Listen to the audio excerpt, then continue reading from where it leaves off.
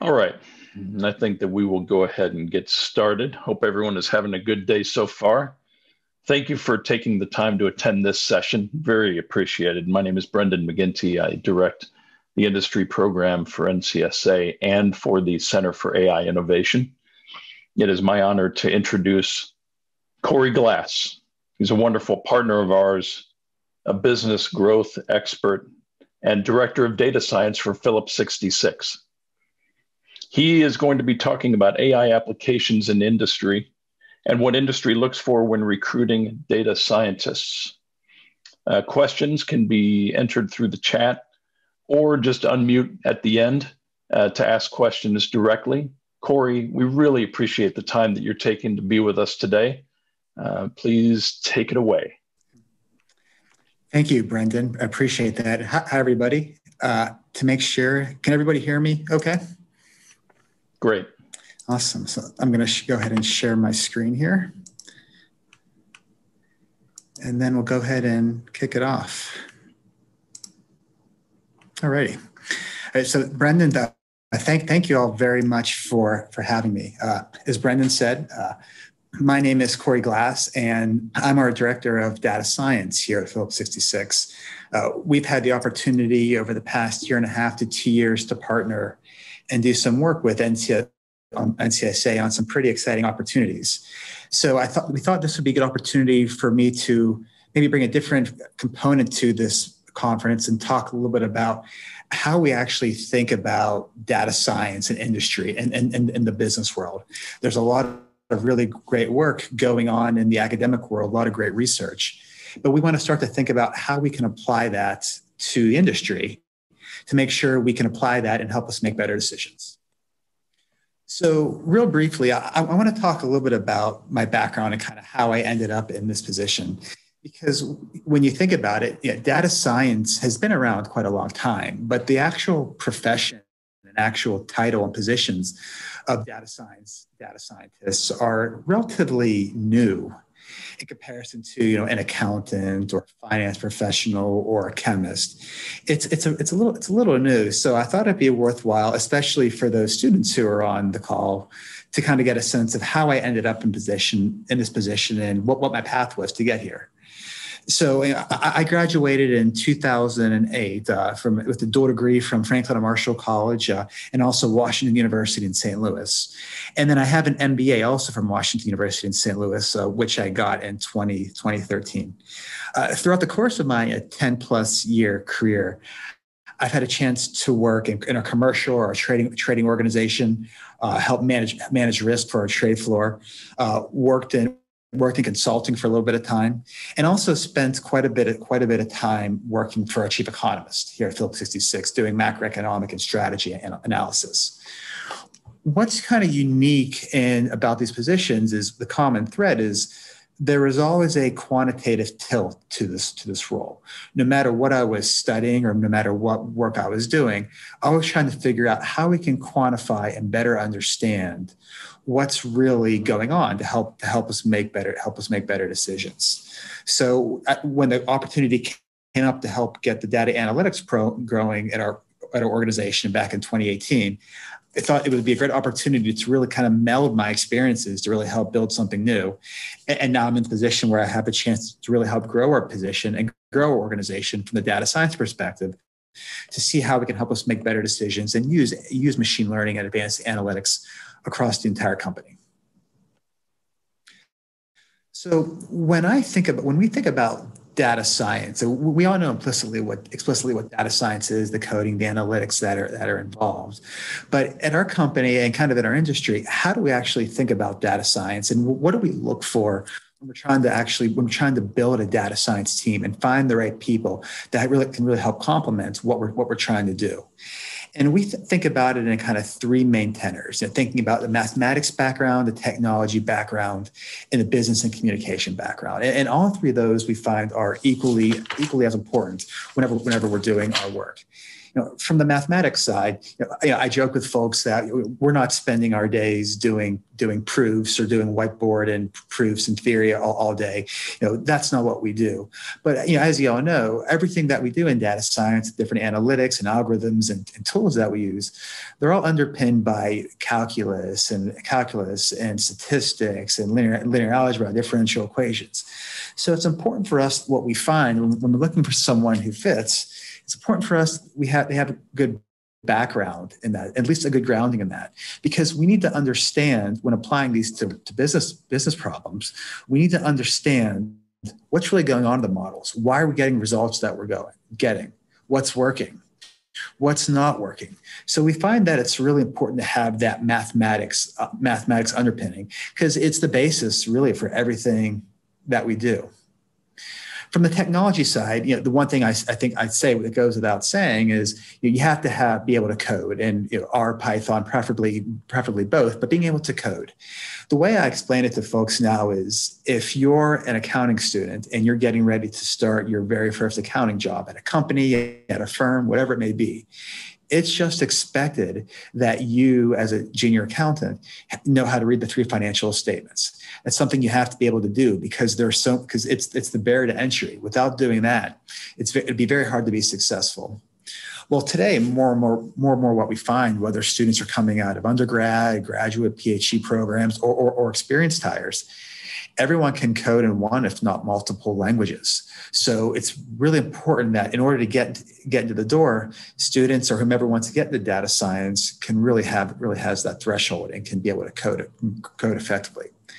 And beyond just the coding, just having a general interest in technology, whether it's visualization tools or new types of coding languages or new platforms, as you know, things are always changing, they're always evolving. So it's important that our data scientists have an innate interest in really understanding technology and wanting to see how things change. The third piece of that, and granted, these are all important, but I would argue this is potentially the most vital piece, is having the business and communication abilities to be able to talk about and understand what business problems we're solving. At the end of the day, all the analytics and all the coding and all the visualization and all of the machine learning we're doing is fantastic. But if it's not geared towards solving a business problem, in our world, it's really all for naught. We need to make sure we understand the business that we're solving. Work with our partners, work with our customers to really understand what their problems are, what their challenges are, and really try to ingrain ourselves within the business to really understand what goes on. The better that we understand the business, the better that we can solve the problems to make sure we're thinking about things the right way. And on that note, you can have the best business understanding that you'd like, but without being able to communicate that value, what does it mean? Explain what the results mean to your CEO, your CFO, your chief digital officer, whomever it may be.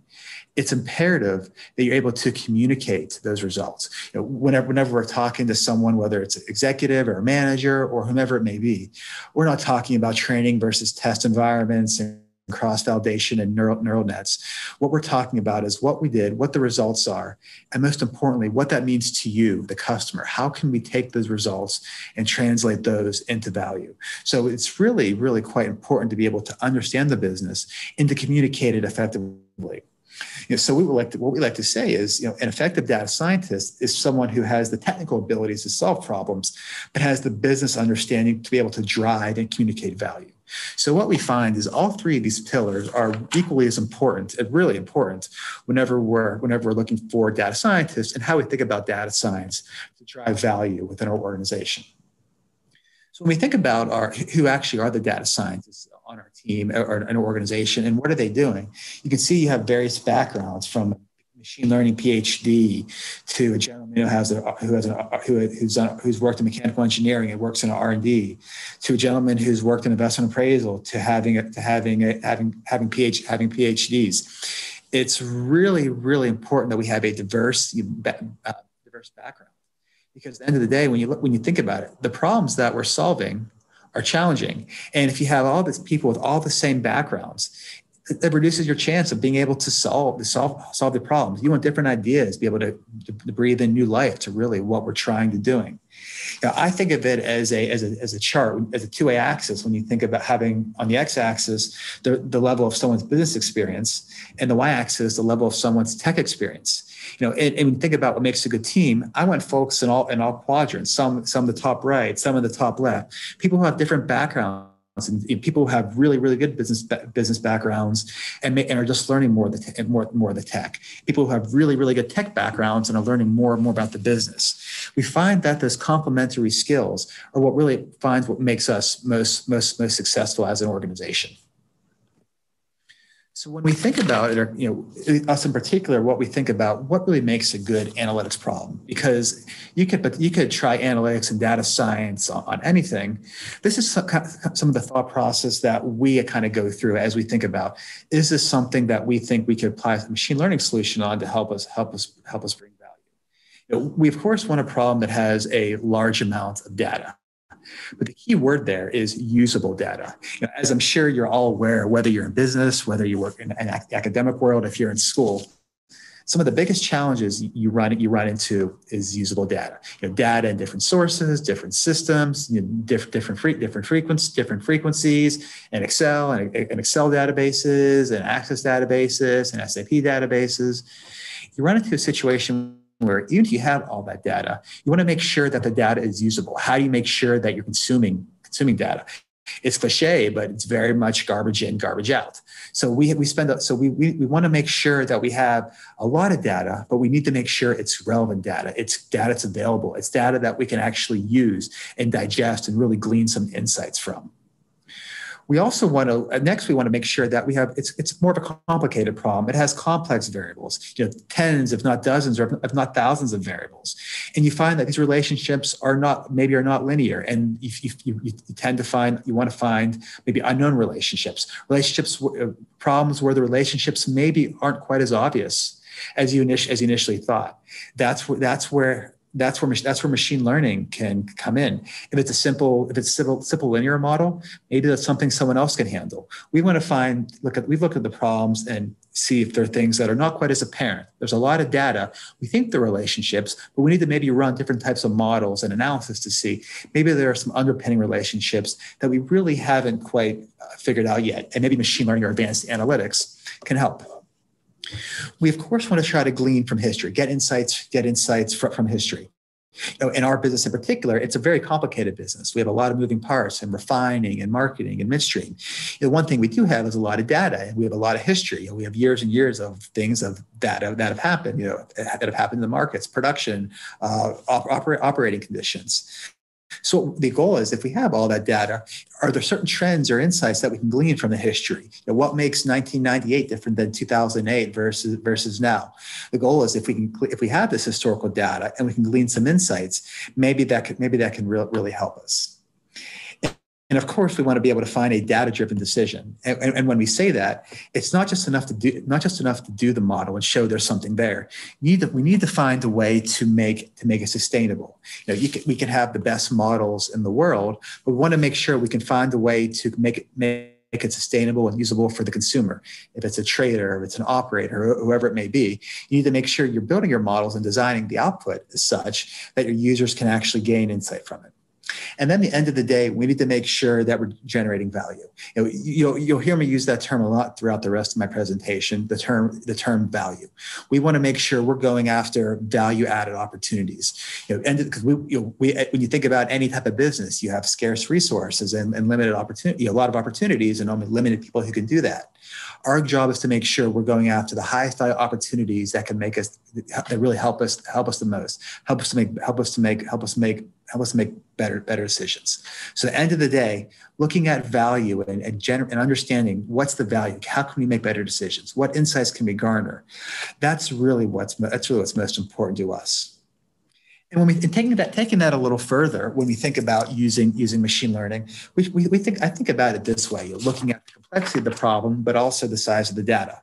Because what we find in an organization that's becoming more and more data centric, machine learning doesn't have to be used for everything, and you have more and more people who are able to handle problems themselves. So the idea, I think, that you want to try to think about are, what's the complexity of the problem? How much data do we have?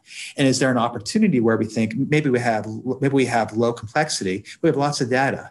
Maybe there's a chance where with just a little bit of training, someone in the organization, an analyst, an operator, or whomever it may be, can do some analysis on themselves and really try to do the work themselves. Or maybe you find the problem is such that a first principle analysis is using known equations can really get you 80-90% of the way there. The goal is not to push off machine learning opportunities, but the goal is to really fit the right solution to the right problem at the right time. And the more effectively we can do that, the better that we can help get opportunities and decisions and output to our customers more effectively. So we like to think about from the machine learning approach that where we have lots of data and the problems are very very complex. That's essentially where we see our milieu is. And one of the key areas I want to really talk about when we think about data science, especially in a business setting, is data science is, of course, incredibly important. But at the end of the day, data science is really just one piece of the entire data workflow, if you will. As we go, what I spend a lot of my time on is meeting with potential partners and customers. When I say customers, folks within our company, customers without an organization, trying to understand what their problems are, what their key challenges are. We spend a lot of time talking about areas that they wish they could have solved 1, 3, 5, 10 years ago. Understand why they couldn't solve it and what the issues were. And from that, we permeate to, and we get to, okay, if we could solve it, what would you do with it? Then what would you do here? How would you get this? So it's really, you spend a lot of time with folks within the company trying to think through idea generation. What are the real problems that we solve? And what we find is to really do the idea generation effectively, it takes 1 to 3 months, if not longer. And while it does take some time, that's really imperative that you spend the appropriate amount of time doing that idea generation and really coming up with a use case, because we find it's very effective to make sure we have clearly defined use cases. I mean, end of the day, things, of course, will blur every once in a while. That's the nature of data science. But the clearer you can kind of get your problem statement, the more focused your analytics work can be. You also want to be very clear and make sure the right people understand the work that you're doing. The last thing you ever want is surprises, because at the end of the day, maybe you miss someone who could be within the business who could be really helpful and garner some insight. So there's always some due diligence involved in making sure as we develop these cases, do we have the right people or the right groups involved in doing the work or doing the use case work. So once we finish the idea generation and we figure out what we're really trying to solve, you find it takes a good amount of work to do the data engineering, from finding the right data sources, to finding the right people who own the data, to getting the right permissions to use the data, to organizing the data in the right systems, to identifying the right data owners, to identifying any security issues, to identifying what systems you're going to use, to identifying outliers and data issues. All those are incredibly important work that we do. And our data engineers spend a lot of time in doing that. It's really important that we understand what the data is and understand why things, even before we do analysis, why things may or may not make sense. The better we can do that, the better we can do that engineering up front, the better and more fruitful our data science work will be. And we find, I say 2 to 4 months, sometimes less, sometimes more, but it's a really imperative part to what we do in data science to make sure that we have the right data at the right place at the right time. Data scientists, as we know, are a very popular and hot job right now. But I would tell you, data engineering is very much in need as well. You need good people who understand how to really wield data and prepare data and identify data sources and curate data in the appropriate way. So data scientists can be effective in what they do. It's really, really an important position within any data science organization. And then, of course, we find then that's when we get to the fun stuff. We're doing the data science, and I say here 2 to 6 months. It's a function of what you're trying to solve. Sometimes it can be a really quick proof of concept that takes you just a day or two. A lot of times, work that we're doing can take over a year. It's really just a function of the type of work that we're doing. And even once the data science is done, you're really not quite done. Is maybe there's work to do to scale and really develop work. Maybe a lot of the work that you've done is just to around one particular region, one particular area of the organization, but the goal is to really scale it across the entire company. And that can really take a lot of time because maybe your one area had a little something that was unique. And as you try to scale work, there are adjustments that potentially have to be made. And even once that's done, there's of course the productionization effort. How do we get, all the data science is really great as I talked about, but how do we get the output to the customer and the right means that they can consume it as effectively as possible? Is it merely an insight? Is it a dashboard? Is it a web app that runs daily? Is it a web app that updates data once a month that shows changes? Whatever it may be, it's very much project dependent. But at the end of the day, it's very important and critical that we get the right product, that we get the product to the right customer at the right time in the right form that they can consume the data most effectively. And even once the work is productionized and done, you're never really done. We spend a lot of time with the work that we're doing is we do quarterly reviews with our customers to see how are things going, what's not working well, what's working well. Are you seeing particular challenges or particular new things that we need to be aware of? It's always it's an ongoing maintenance to really make sure that our models are working. Because if there's one thing that's constant in any market, it's change. And models are fantastic, but things do change. And it's important that we at least understand and maintain that good relationship with our customer, so this way we can get ahead of potential issues. The key takeaway you think from this is, data science. It's really a long chain project, an opportunity from the time you get to the project all the way to producing something. There really are a lot of steps within this organization, within this work stream, that are quite important to make data science really successful. And when I think about roles and responsibilities, I think about, you have data engineers, you have data scientists, you have folks who help scale work, you have your customer, all along that value chain, different roles are involved at different levels. But the one thing that's really important in this is everyone is involved in some capacity across all these steps. That's really, really critical. Without having the customer involved at the very beginning, they're not going to understand what the output's going to look. They're not going to understand the output. They're going to understand why we got certain results, and they're going to allow us to catch things more quickly if things go awry. At the same time, you want your data engineer involved in the data science and development. Even if they're not doing that work on a day-to-day basis, the better they understand that work, the better they understand what's going on, they can be more prepared for the work that they're doing.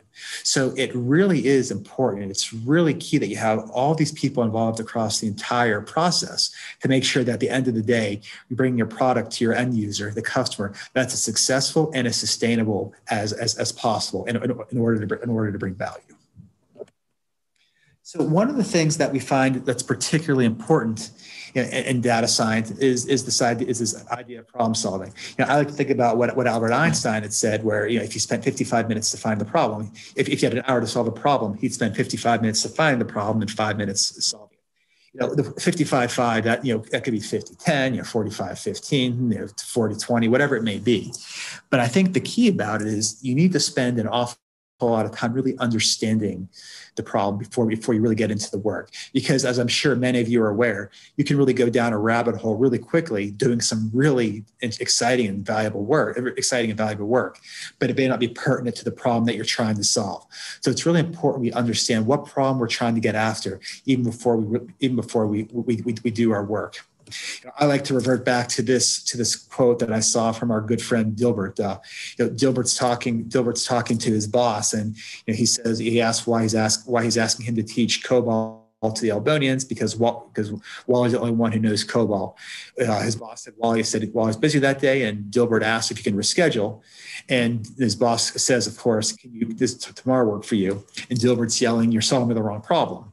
There's of course some humor there, but I think there's really something key there is, we spend a lot of time solving a problem, but we need to make sure we're focusing on the right problem. And there's a corollary to that where customers or people may spend a lot of time telling us one problem they have, but the problem that they think they have isn't what they really need to solve. So it's important that we spend the appropriate amount of time identifying the problem and spending time problem solving and thinking about what we're going after before we actually get into the nitty gritty and the meat of the work and the data science. And I share this cartoon of outside the box. The term outside the box is, of course, a very cliche term. Everybody wants you to think outside the box. I think one thing that data and data analytics allows us to do is think outside the box with a little different angle, because now we have data and concrete evidence that can help support what we're doing. So when we think about how we think of problem solving is much more an art than a science, and there are many ways that can be done.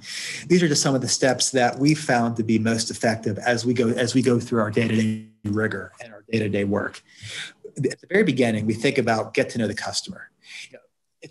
What we find is, data science, especially in this work, it's as much of a relationship business, and it really is, as an actual numerical business.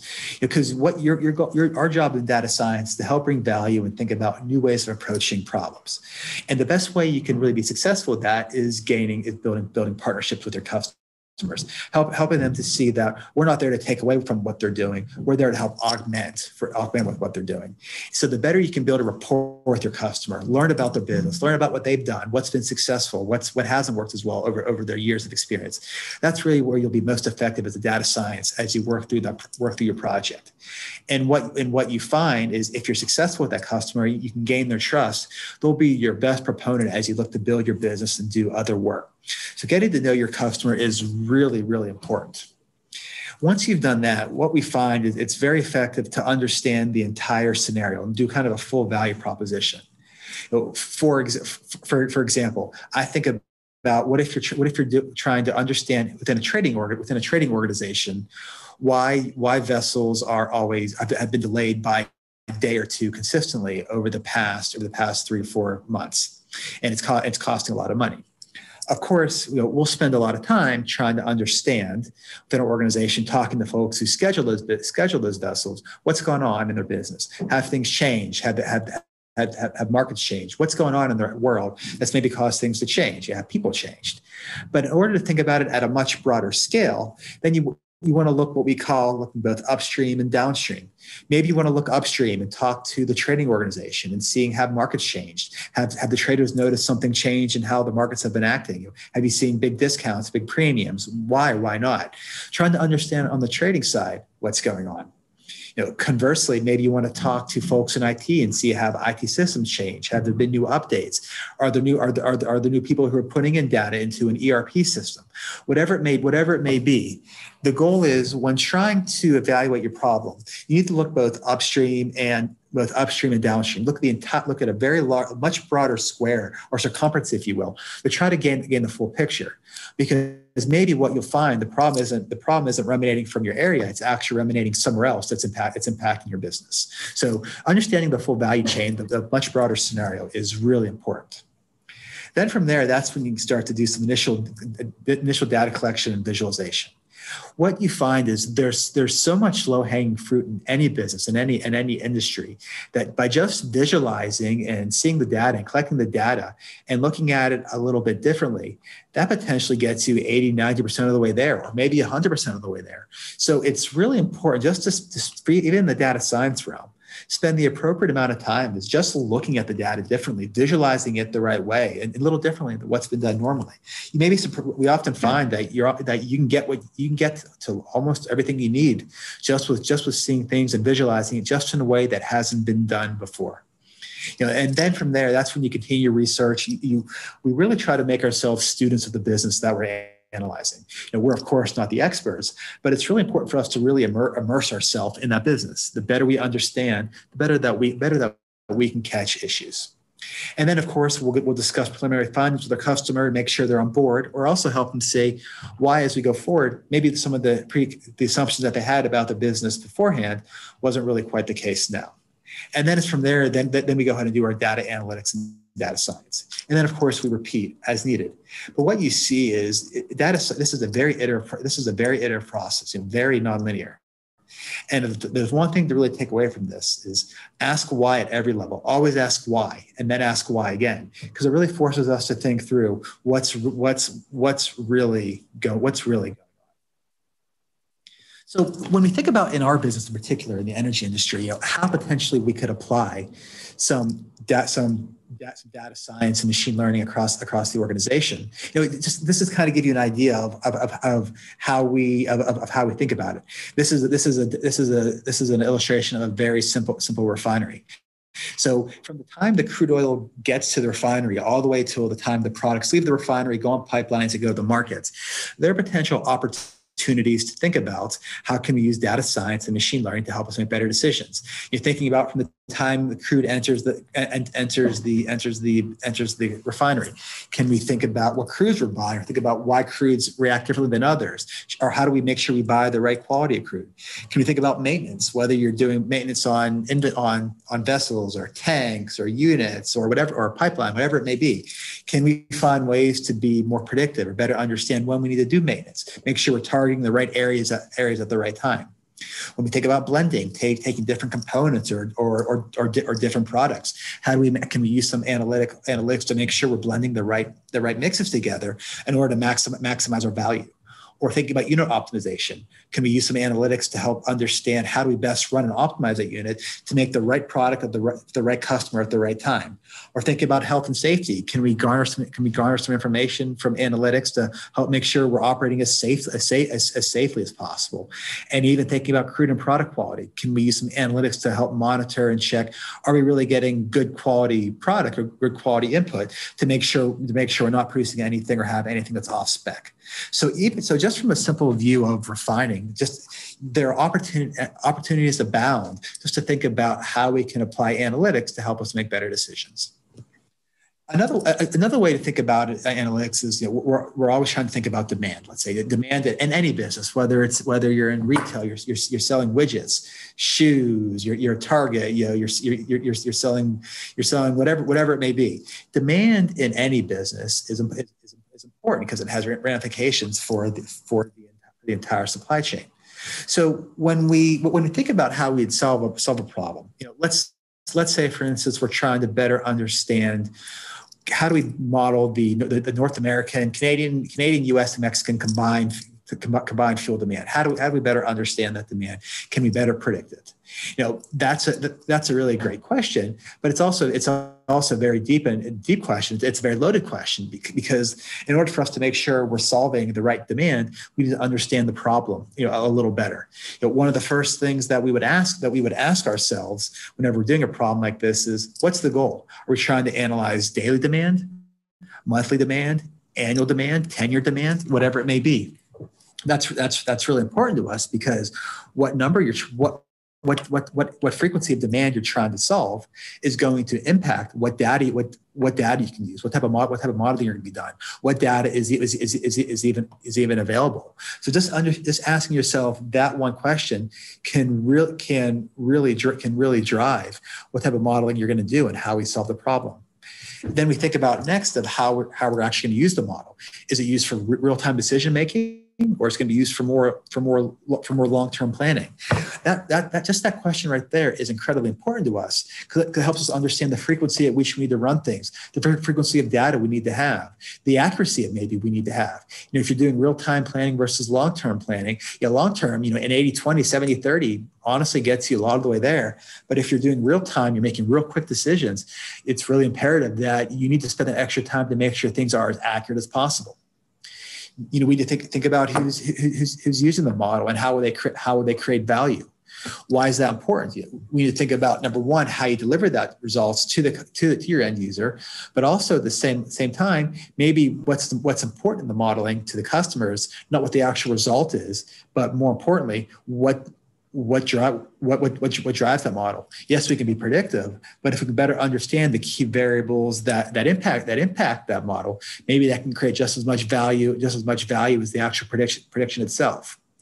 Then you get to the area of what data do we have and what data do we need? And this is when you start thinking about what could drive demand. Everyone has ideas of what we think drives demand, but are there other things that maybe we think impact it, but maybe it's data that we don't have and we need to go get it, or we need to find proxies for that demand. So we're spending a lot of time in thinking about what really drives demand. And then we go ahead and think about modeling. How do we model? What algorithms work best? How do we make sure the algorithms are sustainable? What's the right type of way to model it? We, of course, in data science spend an awful lot of time thinking about this. And then it's the ultimate question of, is the model good? How do we know it's done? Good is obviously, as you all know, in data science, can be a very loaded term. And we try to think about what's good versus what's perfect. And a lot of times we need to understand what's the right benchmark. How do we know when we've done good enough? At the end of the day, you can keep plugging and chugging at something, but how do we determine what that marginal benefit versus the marginal cost is before we just say this is good enough, or versus we need to spend more time on it? So making sure we can clearly define what is a good model, how do we know that we're actually done, is really important. And then at the end of the day, thinking about how do we actually bring a tool like this to market? What's the right way that we can actually productionize something or get the insights to our customer so they can create value so the right customer can create the right value at the right time. So understanding what the end goal is really incredibly important.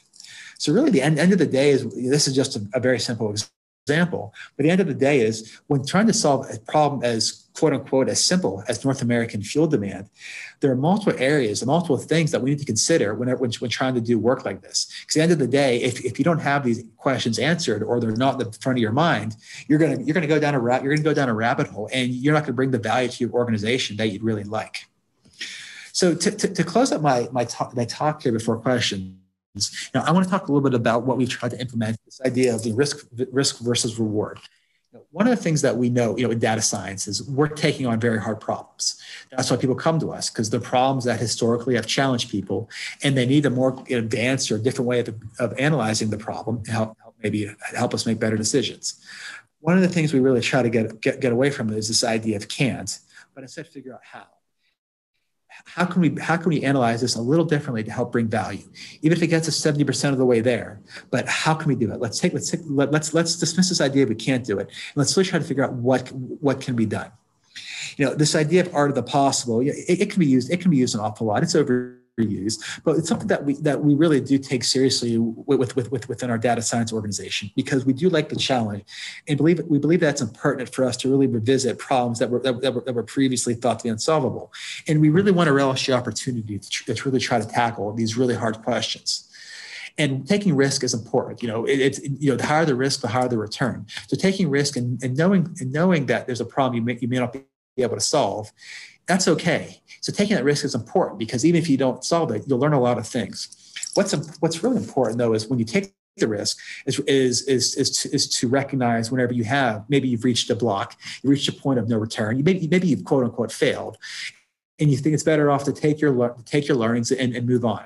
So it's okay to not solve it. The key is recognizing whenever you have solved, whenever you can't solve it, take those learnings and move on. Because what we find is that's much more effective than just kind of sludging on day after month after month and getting minimal additional return at a high cost.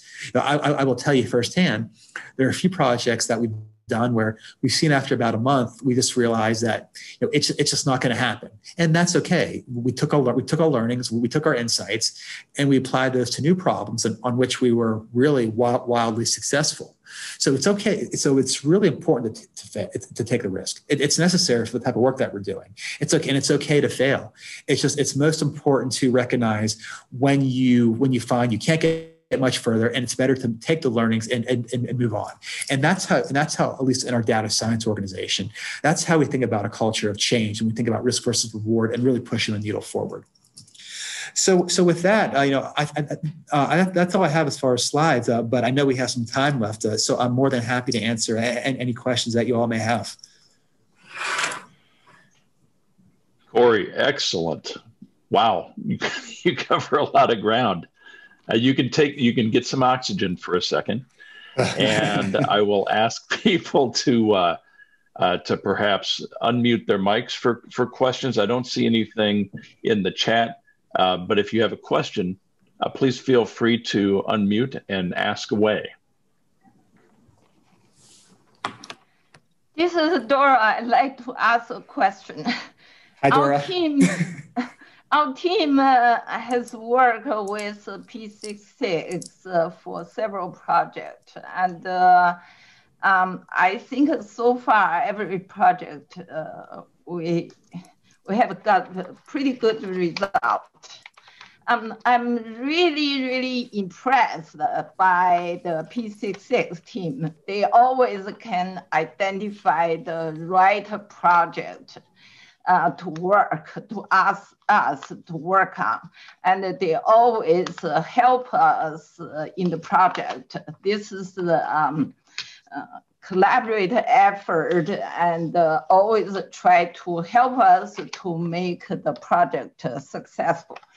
I'm just wondering, how can you identify the right project and make sure that project can be, the real problem can be solved by machine learning, by AI, by data analytics approach?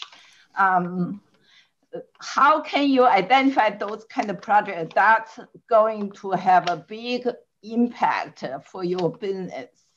And so far, we have been working on several projects with the P66. Everyone, I think, is right at the point and is really generate good result and solve the problem and create some big impact for the business. So can you talk about the experience, your experience, how to identify those kind of problems? Yeah, no, it's a really good question, Dora. So the first thing that I do is anytime I go out to pitch, if you will. So I think of myself, I guess I wear many hats in this role, and one of the hats I wear is essentially an internal salesman, if you will. And one of the first things that you think about it is when talking to folks is not talking about data science with them, but trying to understand their problems. What are some of the really key challenges that they just had? Let's forget about data for a second. Just what are some of the big problems that they've had? And why, and then get to the why. Why are those problems that they had? How have you tried to solve these? How have you tried to solve these before? What's by you not being able to solve this?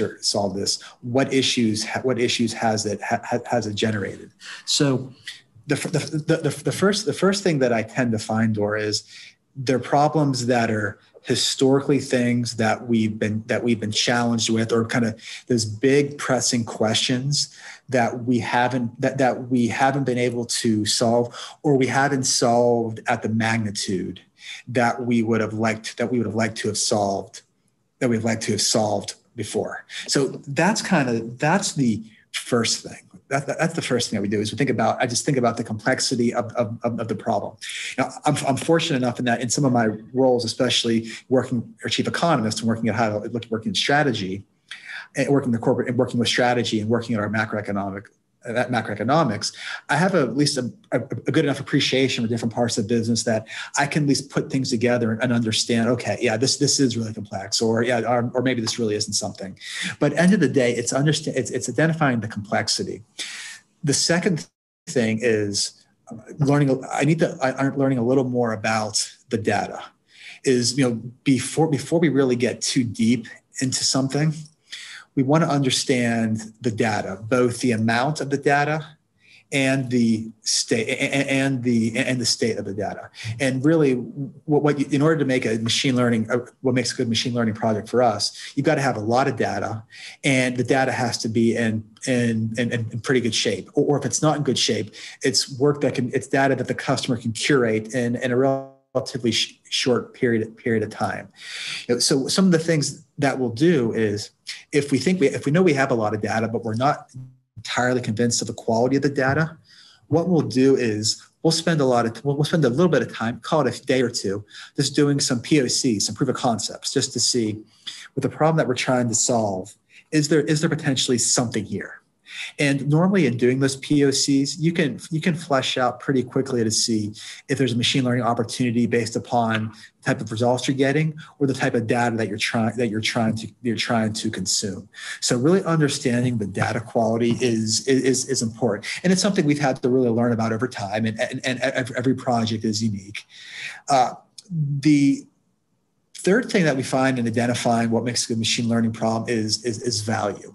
Now, it's not directly related to the analytics per se, But what you tend to find, there's an unsubstantiated, I can't quantify this, but there seems to be a good relationship between value and machine learning projects. Meaning, if you have enough value, if there's enough value tied to the project, chances are there's probably at least some sort of machine learning application that we can apply. Not always, but often is the case. And when we think about value, it's not value that we're coming up with; it's value that our customer is coming up with. Because if they derive that value, then they really see the value of investing their time and the resources and partnering with us on a machine learning project. So it really comes down to that: the complexity of the problem, the data, and the value. Great question, great response. Who else has a question? I have a question for you, Cory. Hello, and thanks a lot for the presentation. If you go back to the slide where you have the ladder when you're talking to the customer, yes, and you're trying to understand the problem, that is this one. This is exactly what we are doing right now, but we are replacing customer by the communities that we're trying to engage right now. And so something that I would like to ask you is, when we are in the process, as we are doing right now, of connecting different communities, astronomers, physicists, people working on geosciences, and we gather all this information. The main goal of having you here is to hear from you how you can benefit from the creation of an institute that is going to be training the next generation of AI practitioners. And so we want to hear from you about what are the skills that you expect to get from potential recruits. And when they engage with you, then what is the right approach to have this virtuous cycle where we send talented students or staff to Phillips 66, they learn about your problems, they learn how to solve real world problems, and then they bring back that value into the projects that we are leading? Yep. No, it's a great question. And what's most important to me when I think about is, and aside from the technical skills, is it's something that I hate to say the word assume, but it's expected that anyone coming from an organization like yours or from Illinois they're going to have really good technical skills. So I see that as a given, so to speak. What's really important is, can they understand or show how they can apply what they've learned to solve real-world value-driven problems? We try to disaggregate what's cool versus what's valuable. There's no question there's a time for doing the cool and doing just the pure research, and a lot of valuable stuff has come out of that research. So it's incredibly important. But when I think about then applying that, is how can you apply all that to help to solve a real world business problem, that can help be more predictive, to help garner more insights into something, to help us see something that maybe we haven't seen before. And why is it valuable? How can you better use that to make that better decision? That's what I think is incredibly important when you think about the next level of what differentiates a good data scientist from a really effective and really powerful data science, is being able to take the complexity, but figure out how to apply it and create value to solve a real world problem. I really think of us as a profit center. I really do, because every problem that we're doing is we're trying to help garner better insights that will help our customers make more money. So if you start to develop that mindset early and often, I think that will really help to differentiate new data scientist students as they're coming out. So having that value-driven mindset is really important. How can I solve a real world problem to help us create more value, to increase the value of our company? That's really as as simple and as ambiguous as it gets. It's the kind of both ends of the spectrum. But it's really important, because we want to keep growing our business here, and to do that, you need to show that we can constantly add value and new ways to add value. So I think that's the important thing. And the other thing that I would say, aside from that and all the technical skills, is the delivery and the communication of the results. Spending the appropriate amount of time learning how to present to different audiences.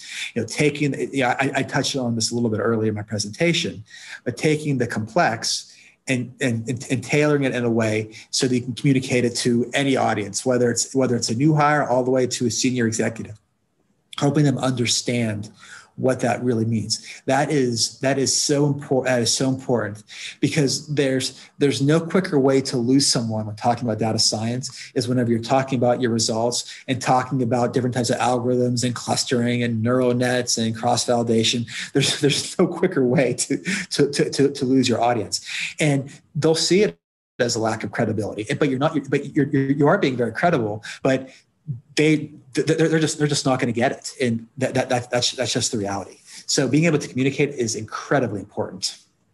So I think those are the two key things, LU, aside from just the requisite analytics and machine learning and coding skills. Tremendous points. Other questions for Cory?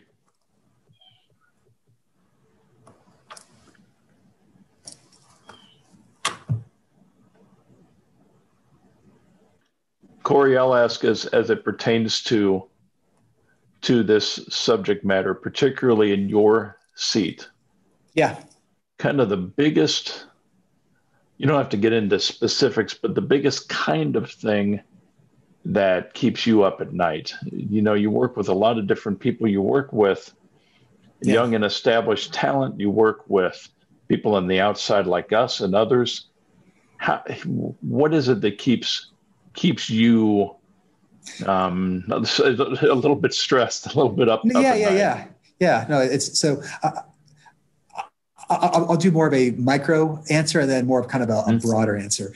Of course, on the micro side, what if our model doesn't work, right? We spend all this time, 6, 7, 8 months proving that things can work, and really being diligent and how we train and test things. What happens? What if it goes live? It just doesn't work. So that's always a worrisome thing for 7 or 8 months. Yeah. Especially, if you're doing something that produces results every other month, let's say, right? Once every other month, and you've spent 7 or 8 months working with the customer, modeling things, training it the right way, and then the first time it goes live, the results you get are just not good, and that's it. That's a real bummer. But what I would say to that, though, Brendan, to help offset that is, the more you bring so we have our customers involved, as I showed from the very beginning. The more you have them involved at the very beginning, the better they understand the process. So they understand that data science is not perfect. There are things that just aren't going to work sometimes. So the better you have them understand that early on. So one of the things I didn't touch on in this presentation that's really important to us as well is change management. How do we make sure we have the right change management involved to make sure we're identifying the right users and they're on board from the very beginning? But so I guess on a micro level, that's the big thing.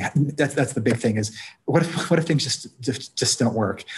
On more of a macro level, what I guess keeps me up is how do we make sure we're always proving our value?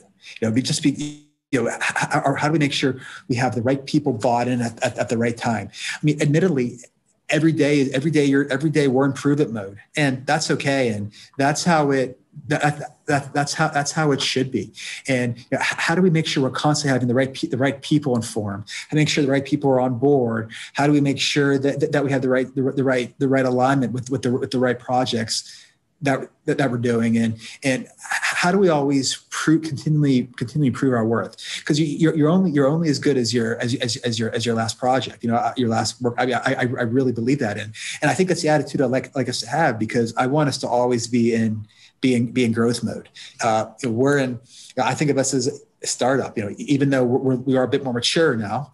I want us to have that agile startup mindset, but to do that, you always have to be in that growth mode and making sure you have everything you had the right people aligned.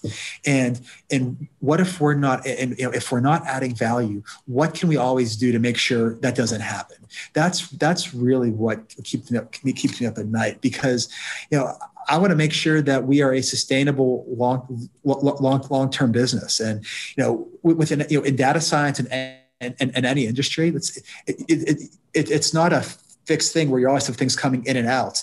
Our value is being able to constantly identify new opportunities and new ways to identify things. So we have to go get it, and we have to go improve things, and that's okay. So that's really, that's what keeps me up at night, is this, man, how do we make sure we're always adding value? And I guess the only other thing along those lines as well is making, did we communicate the right things to the right people the right way? I talk about communication being really important, but do people really understand what we're saying? And it's not their job; it's my job to make sure that they understand that. So, did we do a good enough job at that? So, so I think those are some of the key things that that kind of keep me up. The human part, the interpersonal part with the technology. Absolutely. Right. That's interesting. Very interesting. Our guys on the tech side are really, really good and really, really good. I joke with them. I haven't touched the line of code in probably a year and a half now, but that's okay though, because those guys are really good at doing that. So it's the business side. It's the business side of this organization that really kind of keeps me on edge in a good way though, in a good way. That's great. That's great. Anybody else have a question? We're just about at time here. A quick question for Cory before we go. If not, and hearing none, Cory Glass, thank you so much for the time. Excellent presentation. Terrific answers to the questions.